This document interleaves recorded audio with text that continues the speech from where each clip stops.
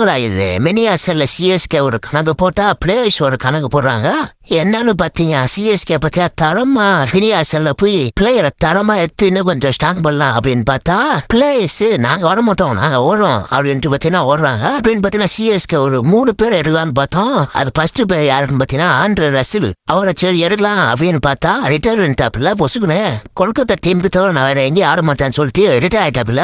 சரி திரும்பி அங்கேயே பத்தி நான் கோச்சிங்க போயிட்டா போல. சரி இவெல்லாம் போயிட்டாப்புல அப்படின்ட்டு பார்த்து மேக்ஸ் ஒரு லட்டலாம் அப்படின்னு நினைச்சிருந்தா மேக்ஸ் ஒரு பத்தி நான் பெல்ட் டெஸ்டாப்புல நான் இந்த ஐபிஎல் வரமாட்டேன் அப்படின்னு சொல்லிட்டு அவரு இதுலயே போட்டாப்புல ஸ்டோரியிலே.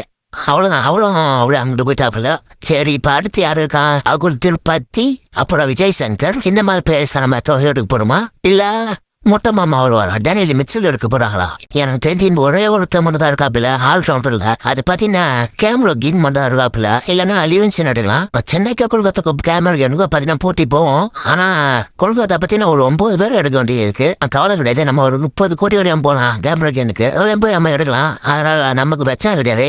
எனக்கு தெரிஞ்சு கேமரா கிடைக்கல அப்படின்னா நம்ம லியான் லிவிங்ஸ்டன் ஆனால் எடுக்க வாய்ப்பு அதிகமாக இருக்கு. இல்லைன்னா பத்தினா திரும்ப வருவாப்புல.